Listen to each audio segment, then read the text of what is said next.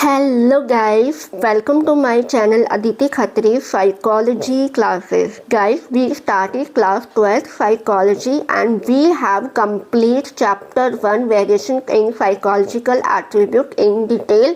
I hope आपने वो सारे लेक्चर्स वीडियोस देखे होंगे, आपको अच्छे से क्लियर भी हो गए होंगे. So today in this video we will be discuss some objective type questions. So guys, stay tuned with my video till end and please don't forget like, share, comment and subscribe my channel. So let's start my video. So first question is, formal assessment is objective, standardized and organized. Based on this information, choose the statement true for formal assessment. Formal assessment objective, standardised और organised होता है और इस statement के base पर आपको correct information देनी है फॉर्मल असेसमेंट के बारे में. Clear? So first option is formal assessment uses systematic testing procedure. Clear? And second option is it is always open to subjective interpretation. And third option is based on assessment prediction about the behavior can be made. And fourth option is it varies from case to case and from one assessor to another. Clear?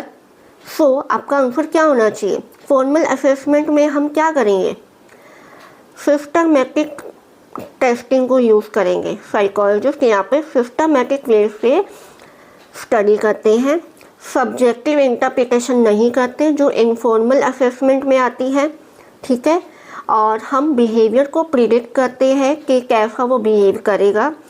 और हम ये case to case और assessor और another के base पर तो होता नहीं है.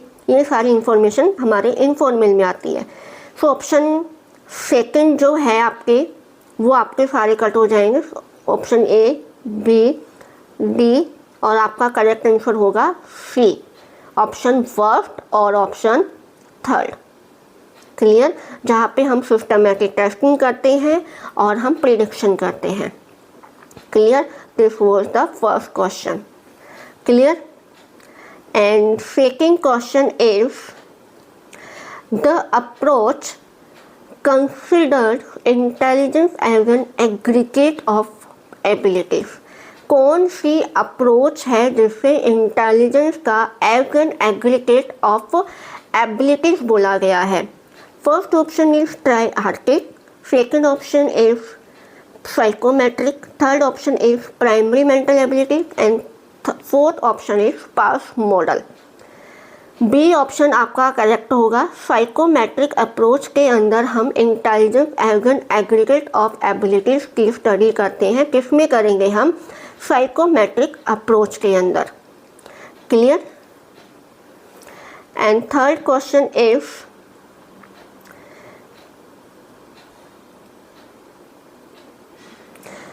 इंटरप्रेन्योरियल कॉम्पिटेंस का क्या मतलब होता है? बताओ. Entrepreneurial competence refers to respect for social order, self exposure, discrimination या commitment. So your answer is commitment. Commitment देते हैं हम यहाँ पे, हॉनेस्टी के बारे में बात करते हैं. क्लियर? तो third question is the clear. Fourth question, आपको एक दो स्टेटमेंट दे रखी है असर्शन बेस्ड और रीजन बेस्ड पर. उसी के बेस पे आपको आंसर यहाँ पे बताना है. असर्शन क्या कहता है आपको? The primary mental ability state that intelligence consist of primary abilities, each of which is the relative independent of other. Primary mental abilities theory of Louis Thurstone के बारे में बात की है, जो 7 प्राइमरी फैक्टर के बारे में बात करते हैं. ठीक है? And this theory explain that intelligence consist of abilities operating 2 levels called level 1 and level 2. 2 level के बारे में कौन बात करता था? लेवल 1 में. और लेवल 2 के बारे में किसने बात की थी?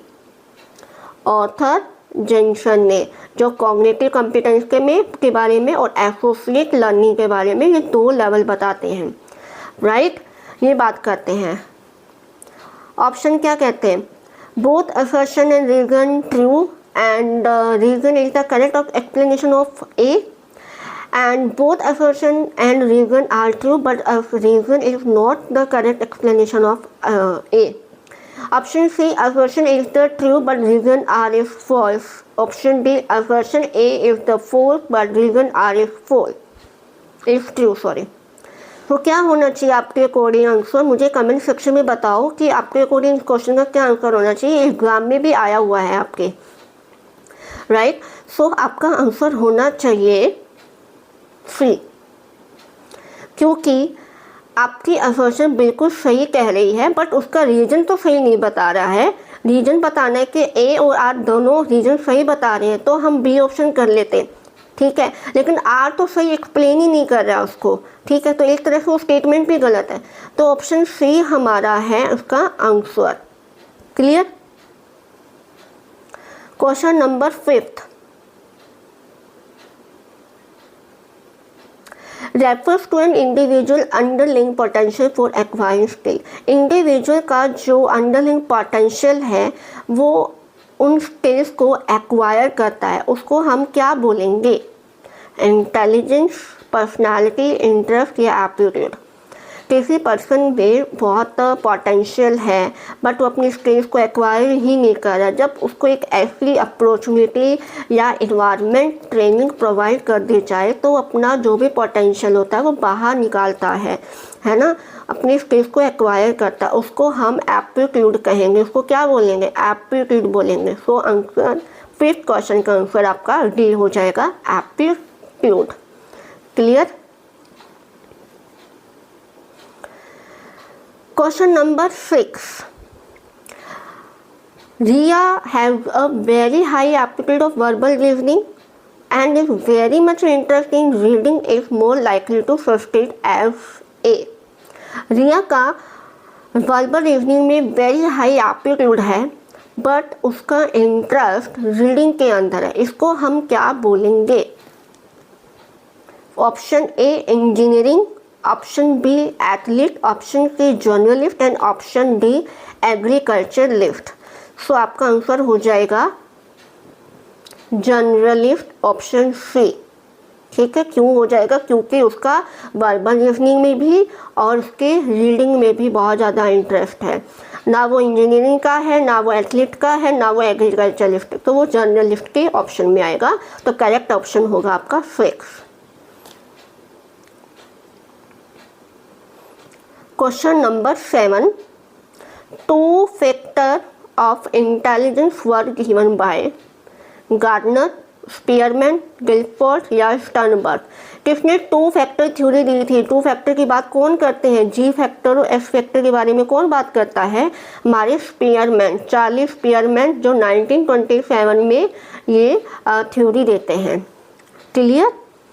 1 फैक्टर थ्योरी किसने दी थी? कमेंट सेक्शन में बताइए मुझे, जल्दी से बताइए मुझे। 1 फैक्टर थ्योरी दी थी हमारे अल्फ्रेड बिनेट ने।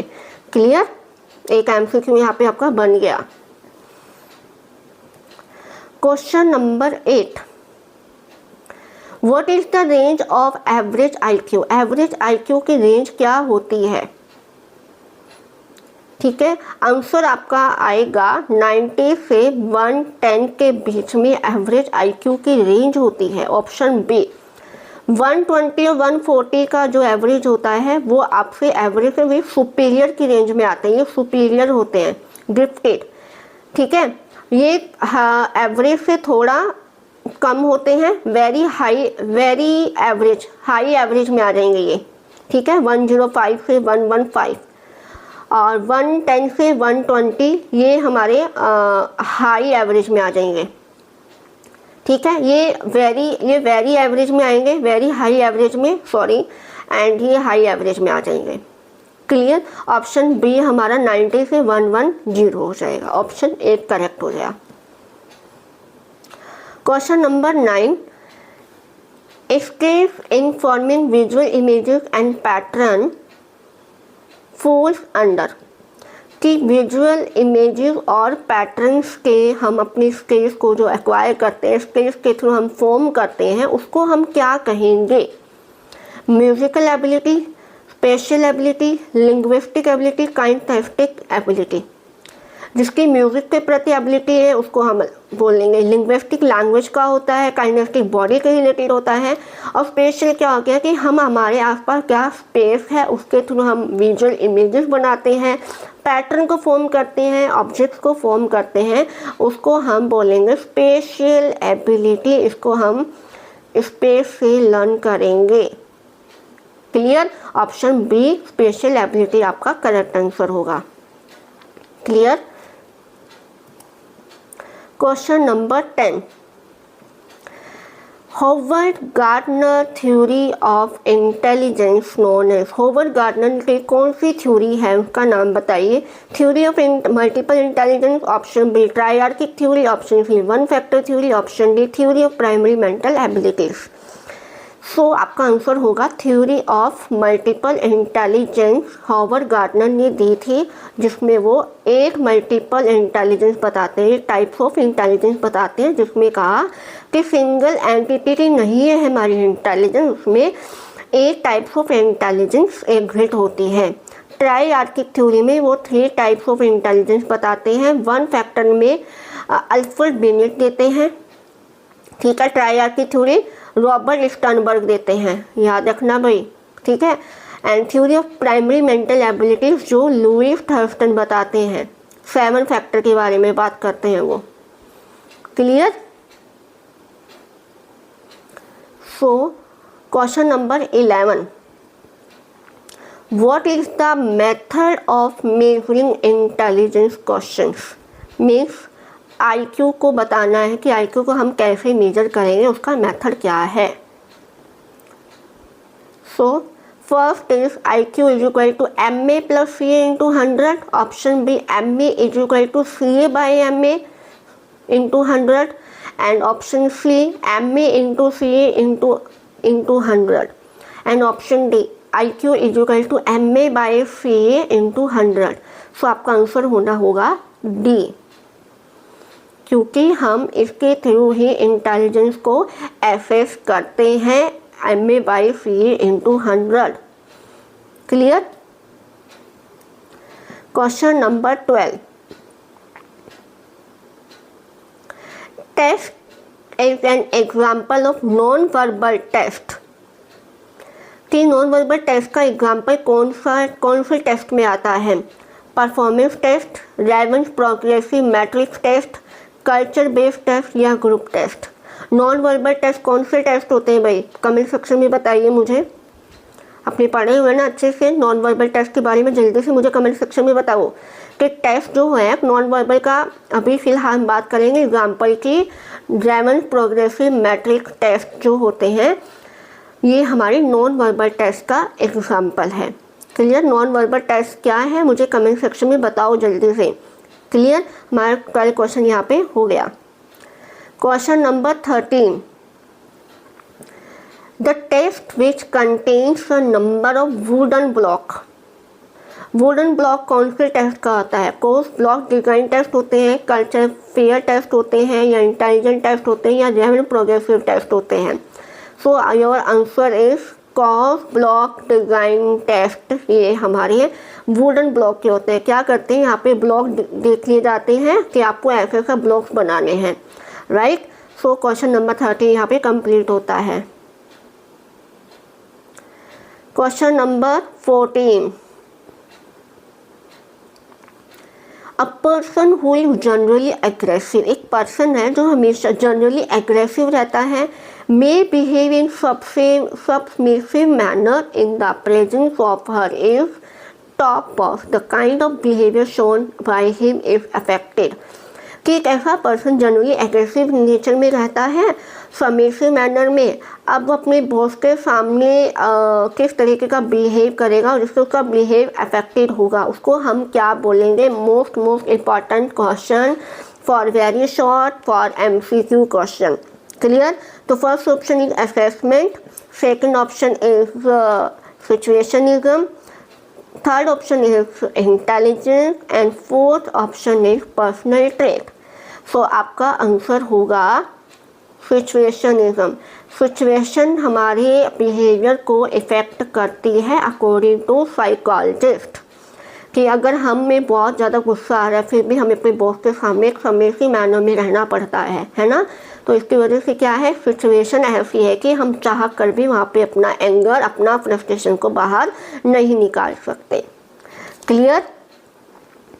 Question number 15, The notion of contextual intelligence implies that intelligence is the product of। contextual intelligence दिया किसने था? First of tell me comment section,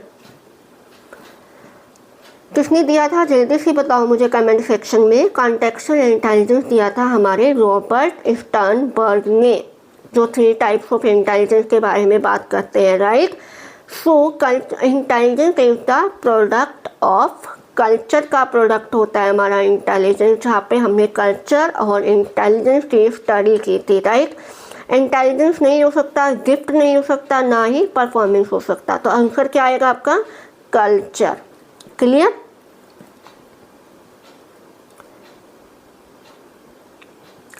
the highly talented are sometime called, जो सबसे ज़्यादा talented होते हैं, highly talented person बच्चे हैं, उनको सम टाइम क्या बोला जाता है?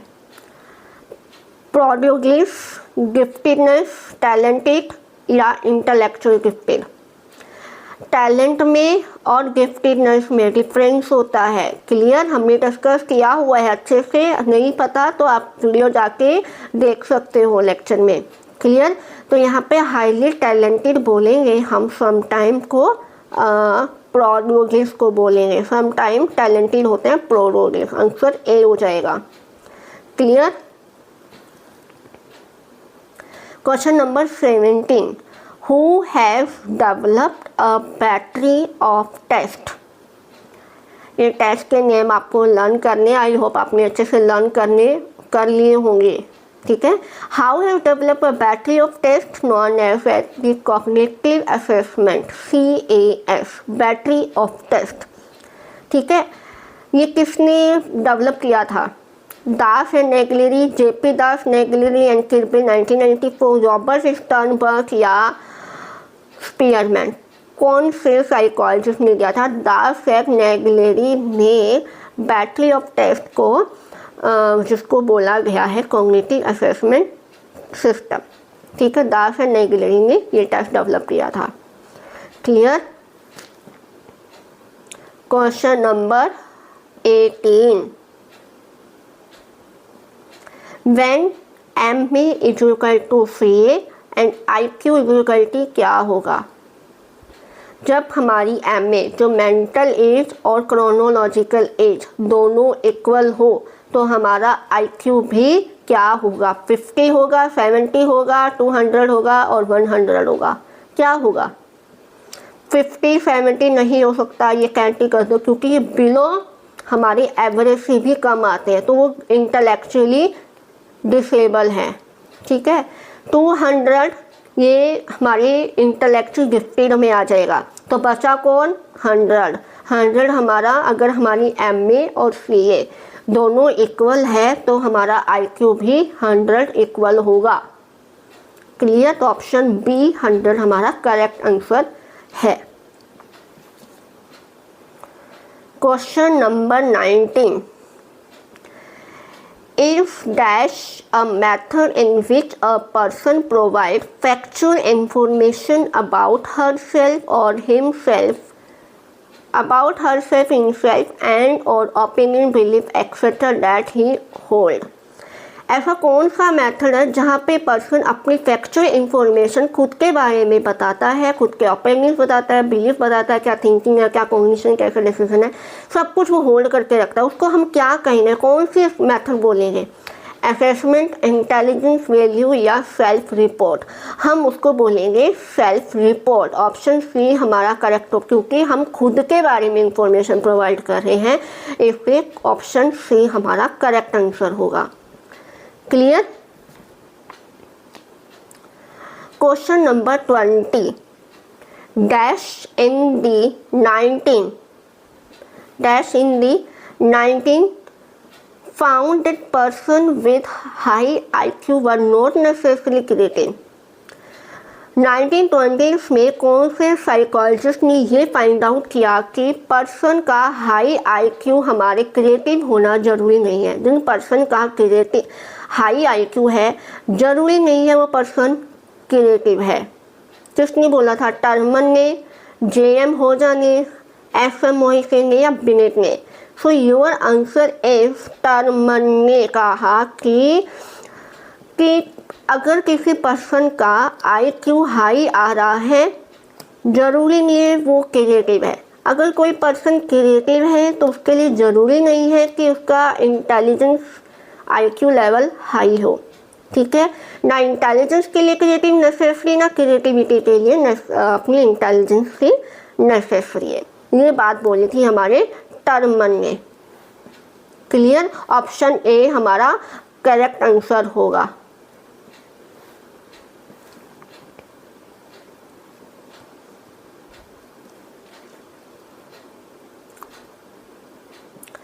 Has developed an Indian adaptation of DAT। कौन से साइकोलॉजिस्ट ने इंडियन अडेप्टेशन ऑफ DAT का डेवलप किया था? Terman, option A, option B JM Ojha, option C FM Mohsin, option D Binet. कौन से ने किया था भाई? JM ओझा ने हमारे इंडियन अडेप्टेशन ऑफ DAT को डेवलप किया था। ऑप्शन बी करेक्ट आंसर होगा आपका। सो आपका 21 क्वेश्चन कंप्लीट हो गए यहाँ। Clear? So question number 22, doctor Kumar famous heart surgeon. Doctor Kumar एक फेमस हार्ट सर्जन है। Would be intelligence high on, और उनका इंटेलिजेंस किस में हाई है? Naturalistic, interpersonal, linguistic, bodily kinesthetic. किस में होगा भाई बताओ?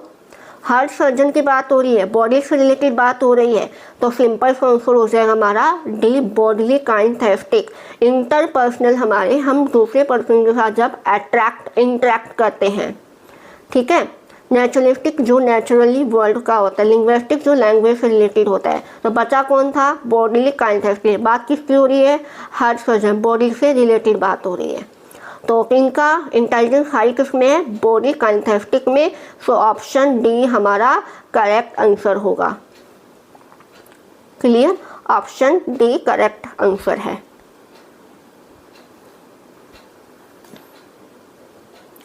Question number 23, person with IQ below 70 are subjected to have. जिन पर्सन का IQ बिलो से 70 से बिलो है उनको क्या बोलेंगे? इंटेलेक्चुअल गिफ्टेड, ये तो बिल्कुल ही हो गया। नॉर्मल इंटेलिजेंस, नॉर्मल हमारा 100 होता है, ये भी करेक्ट नहीं है, इनकरेक्ट हो गया। इंटेलेक्चुअल डिसेबिलिटी या एक्सेप्शनल टैलेंटेड, ये तो हमारे सुपीरियर में आ गया। बचा कौन? C option. सो आंसर क्या हो जाएगा? सी, इंटेलेक्चुअल डिसेबिलिटी जिनका IQ 70 से बिलो होता है।